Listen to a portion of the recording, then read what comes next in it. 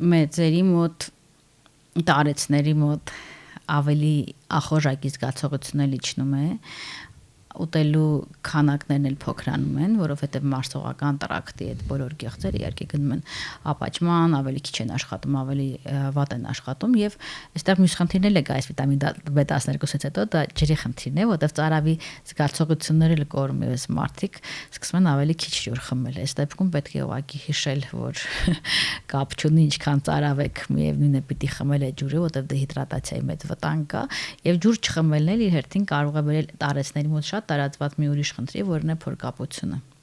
Դրա համար փորկապության կանխելու համար էլ պետք է ջուր խմել եւ շատ օգտագործել միրգ եւ բանջարեղեն։ Առաջին տեղում իհարկե բանջարեղեն, այսինքն բանջարեղենը պետք է լինի այո ափսեի կեսը եւ ճաշին եւ գուցե նախաճաշին եւ ընթրիքին։ Ինքը վերադառնում է մեր առողջ ափսեի սկզբունքին, բայց այս դեպքում ամենաառաջինն է ընդհանրապես բանջարեղենները իրենց երիտասարդացնող հատկություններով, անտիօքսիդանտներով եւ այլնով առաջին տեղում են։ Այնպես որ լոկալ, տեղական, հայկական սեզոնային բանջարեղենը լավագույն ընտրությունն է։ Դուք ունեք արդյոք տարեց պացիենտներ, ում հետ աշխատում եք իրենց այս կամ այն հիվանդությունից բխող սննդակարգի կարգավորման ուղղությամբ։ Հիմնականում տարեցները ավելի դիմում են ոչ թե օրինակ քաշի իջեցման համար, այլ իջնում են օրինակ երիկամային փոխպատվաստված հիվանդներ, ուռուցքաբանական ախտահարումներով հիվանդներ, լինում են լեղաքարային հիվանդ, աստամոքսաղիքային տրակտի հիվանդություններով շատ լինում են հիպերտոնիայով, հիպերխոլեստերինեմիայով հիվանդներ եւ անցած տարվա մեր աշխատանքներ հետաքրքիր նաեւ ներառում էր տարեցներին Նուբարաշենի հոգեկան առողջության կենտրոնի հետ էր եւ սնուցման ուղեցույց գրվեց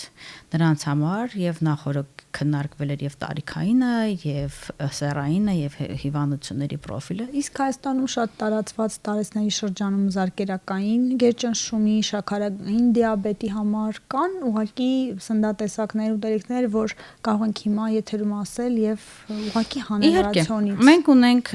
ամենաշատ տարածված սիրտանոթային հիվանդությունները, որ եւ հիվանդացության եւ մահացության Հայաստանի Հանրապետությունում եւ հաշմանդամության առաջին տեղում է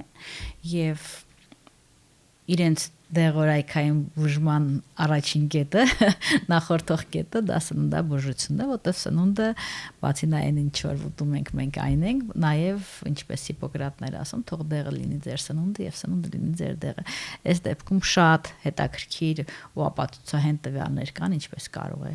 սնունդը կարգավորել զարգարակային ճնշումը։ Առաջինը, եթե կա քաշ ավելորդ եւ որովայնային ճարպակալում, այս դեպքում որովայնային ճարպակալման բուժում է պետք եւ ինչքան սանտիմետրով որովայնը իջնում է, այնքան ճնշումը ավելի իջնում է։ Երկրորդը անկախ է քաշից, ու նույնիսկ եթե ավելորդ քաշի չկա, ալերգերակային ճնշման իջեցման համար բուժում է անալի սննդակարգը, որովհետեւ եթե դուք հիշում եք տարեցները հիշում են երևի, որ եթե ունեն իհարկե զարկերակային գերճնշում, առաջին ընտրության դեղը, երբ որ սկսում էր հիվանդությունը, եղել են միզամուղները։ Այսինքն հեղուկ օրգանիզմից հանում ենք, որ սիրտը կարողանա այդ փոքր քանակը աշխատացնել եւ ճնշում չառաջացնել, շատ մեխանիկորեն եմ իհարկե ասում։ Եվ այդ միզամուղը ինչ անում, ջուրը օրգանիզմից հանում է, ջուրը մեր օրգանիզմում պահում է եւ կապում է նատրիումի իոն, այդ աղը, ինչը մեր մեջ կա, այսինքն աղը օրգանիզմի ջրերը պահում է ու երբ որ մենք ուզում ենք որպես հիպերտոնիկա բուժենք այս հիվանդությունը ու նաև մարդուն աղը հանում ենք, բացառում ենք, այդ նշանակում է եւ մեր թաքնված աղերը, այսինքն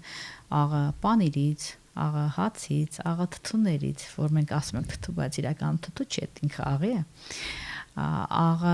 բոլոր պահածոյացվածներից, որտեղ պահածոների մեջ ենք աղ լցնում, աղը ոչ մենակ սեղանի աղը, այլև այն աղը, որ լցում է ճաշ պատրաստել։ Ինչպես ասում են, աղը պետք է պահարանում պահել։ Պետք է պահարանում պահել ու այստեղ հետազոտությունները ցույց են տվել, որ Հայաստանի Հանրապետության բնակիչների մեծ մասը օգտագործում է կրկնակի անգամ շատ աղ, քան խորհուրդ է տրվում են, առավելագույնից կրկնակի անգամ, այսինքն մոտ 5 գրամ է խորհուրդ տրվում, իրենք ուտում են 9-8 համարյա 10 միջինը, ընդ որում տղամարդիկ ավելի շատ են։ Եվ որտեղից են ստանում այդ աղը, կհարցնեք դուք, իհարկե 5-ից 3-ը աղը ավելացնում է մինչև համը փորձելը, այսինքն վերում են ճաշը, ինքը չի էլ փորձում աղիա թե Կրկին վարքագծային դա վարքագծային է եւ բայց իրենք հիմնական այդ 8-9 քանի գրամը ստանում են հացից ու պանրից։ Մյուս հետաքրքիր նորությունը, որ Հայաստանի Հանրապետության բնակչությունը չգիտի, որ աղավատ բան է, շատ տարօրինակ է, բայց երբ որ հարցում ես անում, թե աղի ավելցուկ ինչի կարող է բերել, բոլոր պատասխանները կան, հոդերում աղի կուտակում, եւ այլն, բայց չկա զարկերակային գերճնշում, այսինքն Հանրապետությունը մահանում է եւ հիվանդանում է զարկերակային ճնշմամբ, բայց ոչ մեկ ընդ որում ինչի հիմնական պատճառներից մեկը աղի շատ օգտագործում է, բայց բնակչությունը չգիտի։ Այստեղից արդեն պարզ է դառնում, որ զարկերակային գերճնշման բուժման առաջին բաներից մեկը աղը հանում ենք այդ թթուներ, մթուներ, գոնե չնպաստելով դրանով հիվանդության զարգացմանը։ Բայց այո, բայց այս պիտի լինի ընդհանրապես հանել ճաշերը պատրաստել առանց աղի, սկզբում սա շոկ է, որովհետև համային ռեցեպտորները ամբոստանում են, ապստամբում են ու ասում են ուրա մեր աղա, որտեվ իրանք սովորեն աղի, ոչ մի ուրիշ համ չգիտեմ, բայց մի քանի օր հետո ոնց որում համեմելով ուրիշ բաներով, չորացրած կանաչներով, կարմիր պղպեղով գուցե եւ այլն, բայց այդ համերը կարելի է վերականգնվել ու դրանից հետո դուք հասկանում եք ինչքան աղի են մեր բոլոր տեղերի սնունդը։ Եվ ընդհանրապես տարեցների մասին հետաքրքիր ինֆորմացիա Ամերիկայի Միացյալ Նահանգները ունի այսպես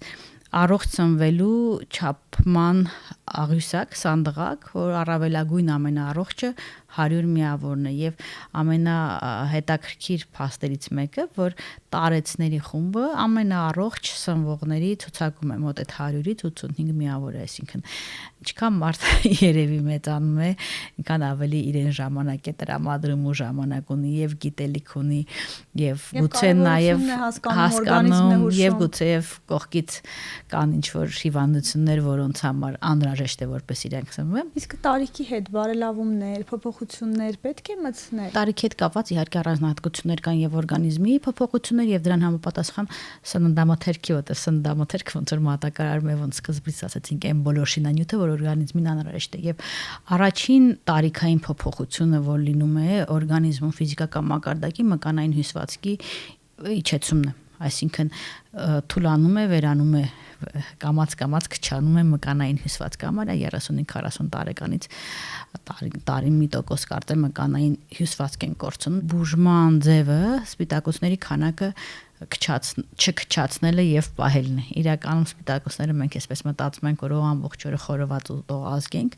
Իրականում առողջ սպիտակուցների խորոված ուտում են երևի այս 100%-ից 5-ից 10% առավելագույնն է։ Այն էլ իհարկե ոչ ամեն օր, բայց մսամթերք, ձկնամթերք, ձու այդ սպիտակուցի հիմնական աղբյուրները մեծ մասին կամ անհասանելի են կամ ամեն օր միևնույնն է չեն ուտում։ Մենք ավելի հասանելի ունենք լոբեղենը, որոնք էլ ավանդաբար ուտում ենք մի տեսակ միայն ձմեռվա ամիսներին, ամառվա ամիսներին քիչ ենք օգտագործում, բայց դրանք հիանալի ագույն բուսական սպիտակուցի աղբյուր են։ Ինչևէ, տարեցները կորցնում են մկանային հյուսվածքը եւ որպեսզի չկորցնեն, պետք է անպայման պահեն են քանակը, որ իրենք ուտում են, շեշը դնելով բուսական սպիտակուցների վրա, որտեղ կենթանական սպիտակուցները նաեւ աղբյուր են հագեցած ճարպաթթուների, որոնք մեր երկրում տարածված սիրտանոթային հիվանդությունների, դիաբետի ռիսկն են բարձրացնում եւ դժվարացնում են ընթացքը, այսինքն ոչ թե ուտել օրինակ յուղոտ պանիր, որ նաեւ աղի աղբյուր է պետք չէ, այլ ուտել լոբեղեն, ոսպեղեն, լոբի, ոսպ, սիսեր, ընկույզ, նուշ, ինչ ունենք, դդումի կորիզ,